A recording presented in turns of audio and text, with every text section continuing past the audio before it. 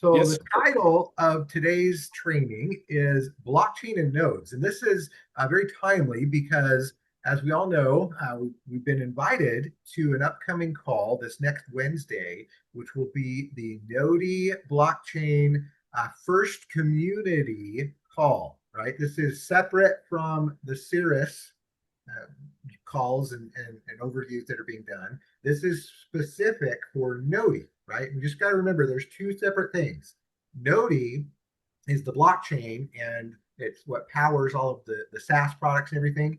Cirrus is the marketing, right? Cirrus is what we are part of, allows us to market Node products. Okay. So let's just keep that very clear because that's an important concept. So Node being the blockchain and all of that, they're going to give us the first official call on that.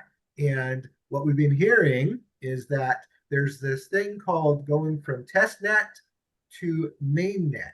And what does that mean? So we're going to talk about that because I believe it's imminent. And I think we're going to get some really cool details on what that really means for all of us on the Wednesday call. So don't miss that. But in the meantime, let's talk about what it really means. Okay. So, first things first, let's understand that when we're talking about this kind of stuff, we got to remember this is all just for informational purposes. We got to do our disclaimer, right? We're not promising income. We're not promising investment. We're not promising that you're going to get rich overnight, any of that stuff, right? We are talking about a technology that's really cool called blockchain and rewards and some of those things. And there is potential, of course, for having rewards that turn into actual fiat money and those things. But we are not talking about investment. We're not promising any kind of income. We're not even saying that there's a guarantee in any way. Okay. So I just want to put that out there. But that being said, this is the future. The future of the world is going to be this. This is the new change that is happening, just like when the internet was born and it changed the way we do everything. It really literally changed everything in the last 35 years or so since the internet. Blockchain will do the same. The next 10, 20, 30 years are going to be absolutely amazing because of what blockchain means. And so uh, the people are getting wise, right? People are understanding that we want the power to be in our hands. We don't want it to be centralized with one big corporation that controls everything, right? We want to be participants in what happens with our own data, with our own information, with our money, and everything else related to it. It needs to be transparent. It needs to be validated. We can avoid corruption, right? We can avoid all kinds of problems thanks to this amazing new technology that is blockchain. It's fair, it's transparent, and decentralization, it really is the future of where things are going in all aspects, right? Why does it matter? Because our privacy, our sovereignty, our security are critical. And people are waking up to that. People are sometimes scared to use the internet and certain things because of corruption, because of the possibility you could get hacked or you could lose your data. We hear about it all the time where they'll say, "Oh, so and so got hacked, and your information's out there now, and you got to go change your passwords, or you got to go check your credit report because somebody might have got your information and is trying to clone you or whatever." Right? All of that can be protected and avoided thanks to this technology of blockchain. So when we understand what nodes are, really what it is it's just your license to participate in this process. And because it's so early on, because it's the beginning of this, we get to stake our claim. We get to be the first ones. And so that term that we love so much of being a digital landlord means that it means that we're the first ones to arrive. We get to stake our claim. This is our space, right? And now we have a voice. It's not just having ownership, it's also having a voice and participating in all of this and being able to vote, right? And be able to give your opinion and have it count. So really, really cool.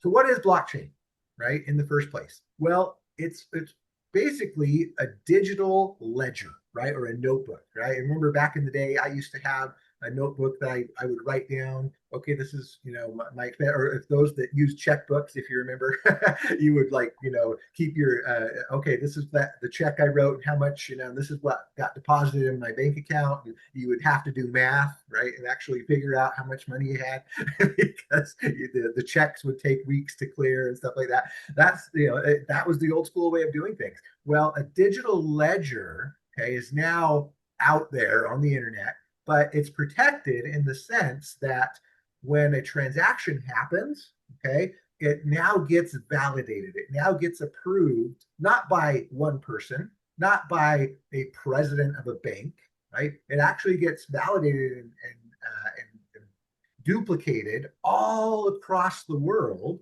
by all of the node owners. So here's the graphic, right? Transactions requested. There's a block, which is just a digital entry into the online ledger. And that block is then sent to everybody that has a node, and they all have a copy of it. The nodes validate that transaction. And then because you are participating in that, right, you're offering validation and a digital copy of that ledger, you get rewarded for it. That's your piece of it, right? That's your reward for participating in this verification process. Then that block is permanently added to the blockchain and the transaction is complete, right? And then it's impermeable, it's immutable, it can never change. Why? Because if I tried to go in and hack it, there's 10,000 other nodes out there that would go back and say, it doesn't match. So the majority wins, right? The majority makes sure that those transactions are real and true and didn't get messed with, right? So we avoid corruption. We avoid all the problems that you see so much where people are getting hacked or different things are getting adjusted on the back end behind the scenes. That can't happen in a blockchain. So it creates trust. People can believe in it. They know that it's real, right? And so you don't have to worry about intermediaries. And the really cool thing is it can now be used for so many different things. A lot of times we think of a blockchain, all we think of is Bitcoin or cryptocurrencies, right? But it's not. It's supply chain, it's identity contracts, and so much more. So blockchain, it really is happening all across all the different sectors, and it's going to change the way business is done.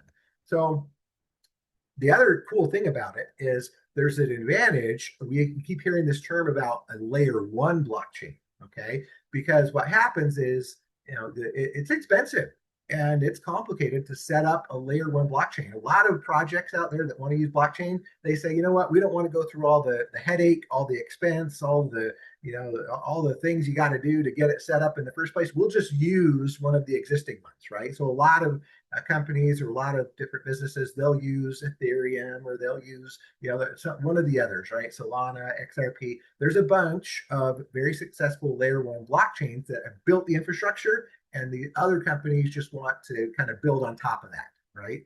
But to actually own your own blockchain, to be a layer one blockchain, means that you control it, right? It's yours. So the layer one blockchain is the foundation. It is the bedrock of everything else that can come on top of that. So it has higher security. Okay, layer one blockchains, they have the proof of work or proof of stake. In our case, it's a proof of stake concept. That's the most secure.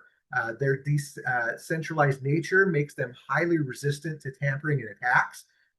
Because it's so decentralized with a large number of nodes, you avoid a single point of failure, right? There's trust and immutability because they're publicly verifiable. Once it goes live, once it goes to mainnet, which we'll talk about in a second, it now is something that anybody can go and actually look. There's something called a blockchain explorer that lets you go in and see the blocks and see the transactions. Now they're private, right? But you can see that they're real.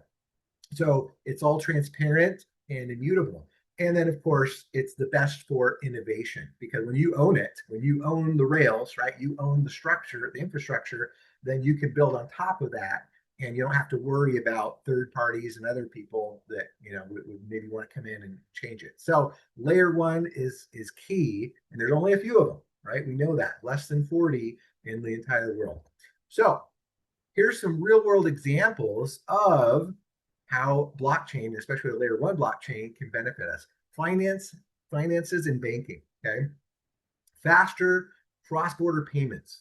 This is huge. You don't have to worry about, oh, is this bank going to let me transfer my money? Right. I hear stories all the time about that, where somebody wanted to send money somewhere and the bank said, nope, we're not going to let you. It's too much, or we don't trust you, or whatever it is. Right. And the bank controls it. But with this concept, you don't have to worry about a third party or a centralized figure. You can just do it, right? Ripple is one example of that, which is a company that's using banking transactions now to send money at lower cost all across the world.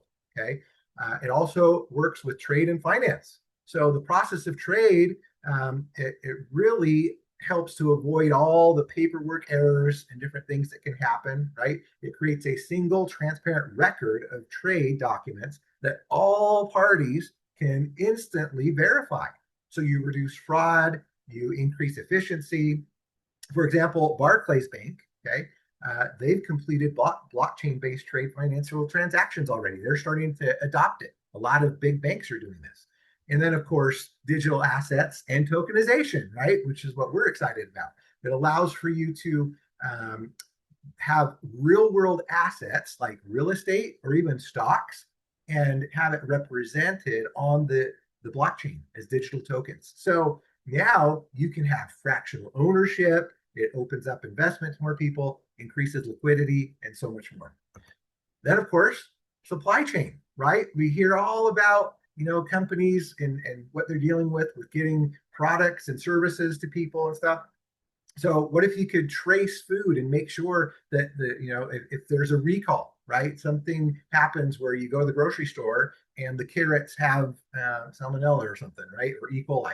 Well, hey, guess what? They can trace that so much easier when it's on a blockchain system because it traces all of that from the farm to the store, right? And everything in between.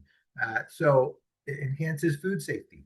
You've got pharmaceutical tracking. So you can track and make sure you're getting real medicines, not counterfeits, right? Not stuff that's fake, stuff that's been contaminated or whatever. Shipping and logistics. It helps with, there's companies like Maersk that have used blockchain to streamline their entire global operation, right?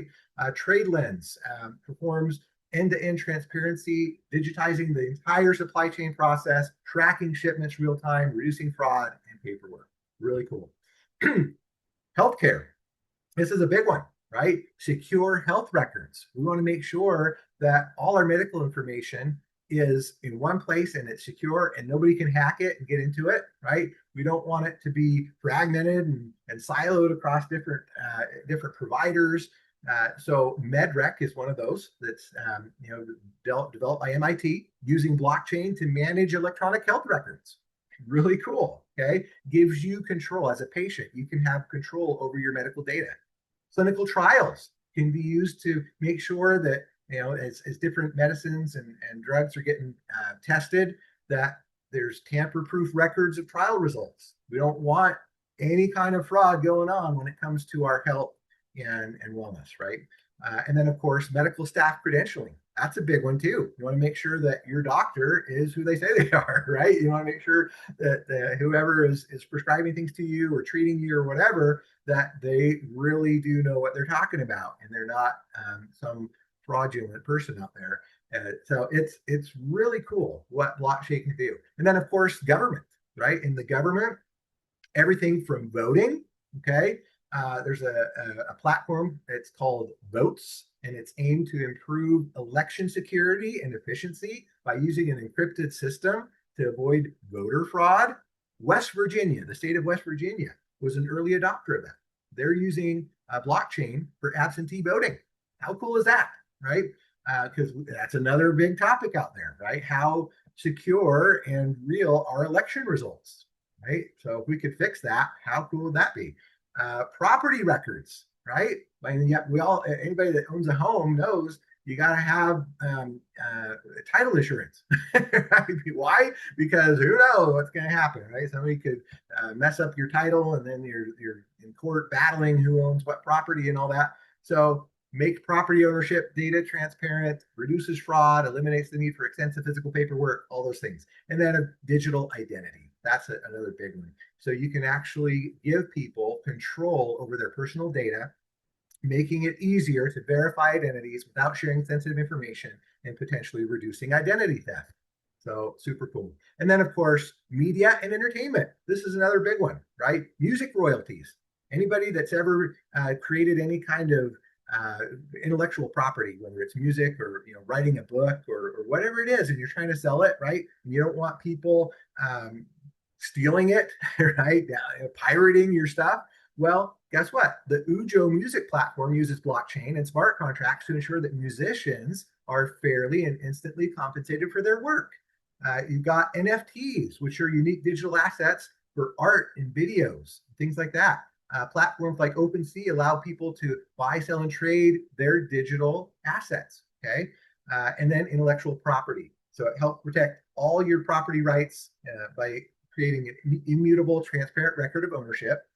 Kodak, of all companies, right? You think Kodak went away when film cameras went away? No, they actually developed a platform called Kodak One that uses blockchain to manage licenses and track digital images. So cool. So many things. And that's why blockchain really is the future of business because of the secure and transparent transactions, because of reduced costs by removing middlemen, faster cross-border payments, smart contracts that enable automation and trustless agreements, and enhances supply chain traceability and growing adoption by banks, governments, and all the Fortune 500 companies. Okay, so how does that all happen? What are the different ways that the blockchain validates the transactions? Right, we call it mining. Okay, that's the original term back in the day. They called it mining because it was kind of like pulling gold out of the ground, right? And so by participating, our participation in the blockchain gives us the rewards, right? And so there's different ways to do that, different ways to participate with our nodes. The first one is the proof of work. This was the original one, and that's what Bitcoin is based on. And it requires having a node, but the node in a proof of work is an actual physical computer machine that requires a lot of electricity. Okay. And that's why there's a lot of critics of Bitcoin because they say, well, Bitcoin uses more electricity than an entire state, right? Like it uses so much power and energy just to run those computers that are doing the verifications. And so a lot of people are worried about the environment and everything. They're concerned, right? They just want to make sure that you got clean energy that's supporting the proof of work network. But it's very secure though, right? So proof of work, because it requires so much power and energy, not a lot of people are willing to get in there, and so it is very secure. The next iteration of that was called proof of stake.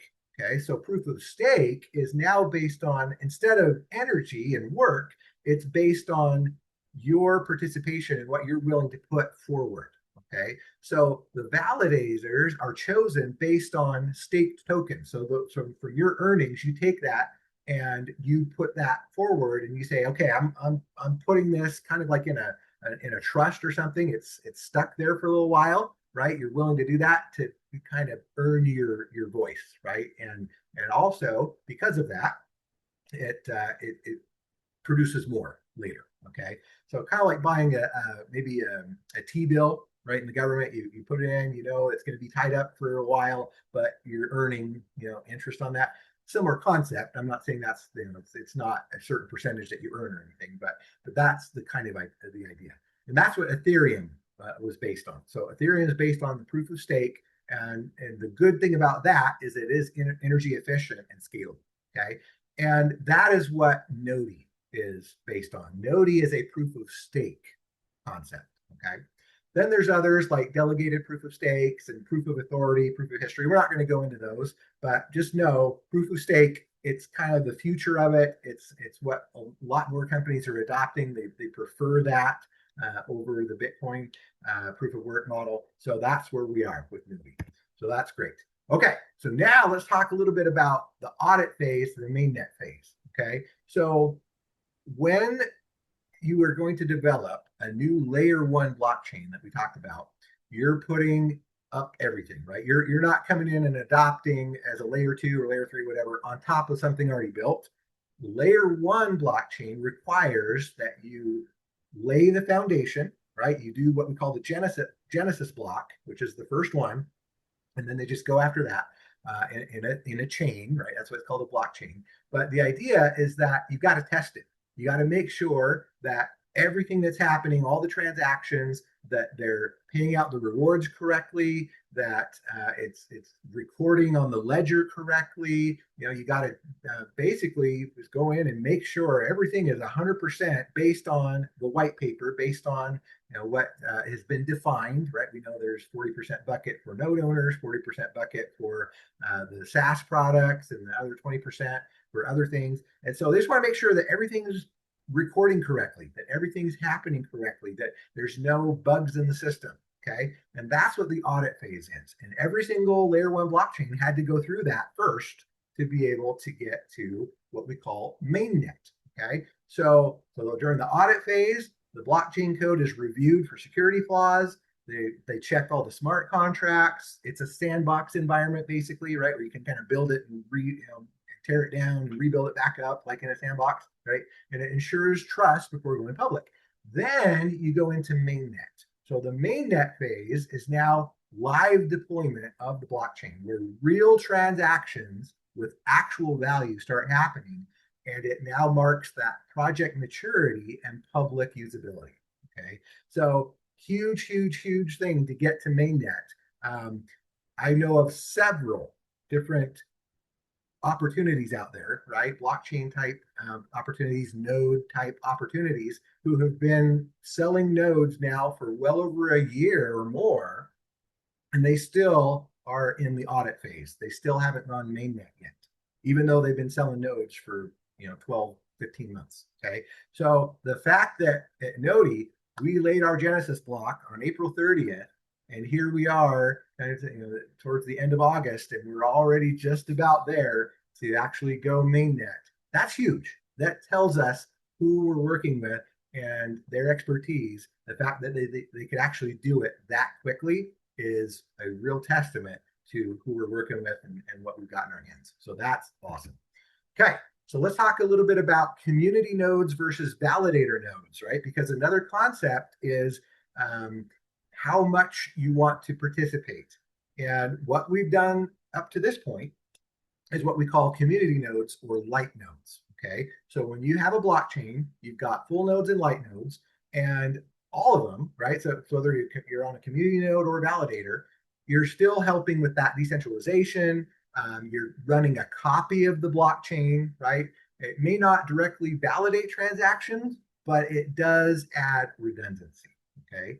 But there's something also coming with the launch of mainnet that some of us or all of us might be invited to participate with validator nodes. So this is a next step up, right? So we're participating, whether we have a full node, a half node, quarter node, whatever it is, right? We all have these nodes, but they are all light nodes or community nodes. At some point in the near future, we'll start to see these validator nodes. And these are the ones that actively validate and approve transactions. They're the ones that they actually require staking or significant resources. Okay. But for that, you actually earn extra rewards for securing the network. Okay. And this is critical for proof of stake and other models, right? So validator nodes are coming, and they're going to be cool. And so we'll have that option if we so choose to participate in that kind of that next level up once that goes live. All right. So what is the future? We know the future of blockchain adoption. The United States government, right, with the SEC and the CFTC, they're clarifying all the rules on tokens and exchanges. Europe is doing something called MiCA legislation for uniform crypto regulation. You got Asia participating, right, with mixed approaches. Japan is very supportive. China is kind of restrictive, right? But the world is going in this direction. And you have institutional adoption. You have banks exploring what they call CBDCs or central bank digital currencies. You've got corporations using blockchain for supply chain and data integrity and everything else. You've got new innovations coming out too, right? It's not like it's a static thing. This is something that they continue to develop on. So whether that's layer two scaling, whether it's interoperability between different blockchains where they can talk to each other, right? You've got Web3 and decentralized applications. So we know about those SaaS applications, right? We got NFTs and tokenization of real world assets. So there's so much that can come with a blockchain. We're literally just like the beginning, the analogy we've been given, right, is that blockchain right now is like the internet was in the 90s. Okay. It's new, it's cool, it's really good, it's allowing people to interconnect. But in the 90s, we had no idea what we were going to be able to do with our cell phones and with everything else, and all the stuff that's happened over the last 30 plus years. So just think what can happen once these layer one blockchains get established and we start to see adoption and people start using the SaaS products and everything else. There's so much more they can build on top of that and develop. It's going to be so exciting. So what is the power of the network? That's where we come in with Cirrus and Noti.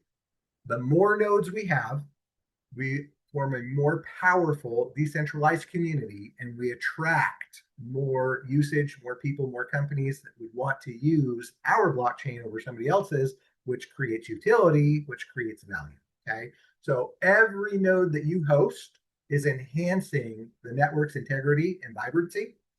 So how cool is the idea you can earn these daily Noti rewards while your node is working quietly in the background, and that value and utility of the Noti tokens is increasing the more people we bring to the table, right? As more and more people join and contribute to the strength of the blockchain, it's just absolutely astounding what's going to happen. So what are the rewards? We know just active contribution, hosting a Noti node, you're playing an important role in supporting and securing the blockchain network. You get these incentives as a node holder. And of course, the most important thing, you're gaining a voice and a vote to influence the governance of how the blockchain moves forward in the future. So the other really cool thing that differentiates all of us from the competition, okay, is X1 micro nodes. So we've talked about traditional nodes, right? And all the other blockchain projects out there, that's what they have. They have, whether it's proof of stake or proof of work or whatever, they're these nodes that are out there doing the verifications and stuff. And that's awesome and that's great. But what makes us different from everybody else is this. We have micronodes. So the idea that you can get a digital storage in Cirrus Safe, that you can get a streaming product, that you can use a travel portal, that you can have an AI-powered credit card, you have cellular service, you have a Connect service like a Zoom kind of product. All of these things are products and services that everybody knows and loves and would like to use. And your monthly subscription to that service is in itself a node, is in itself participation in the blockchain.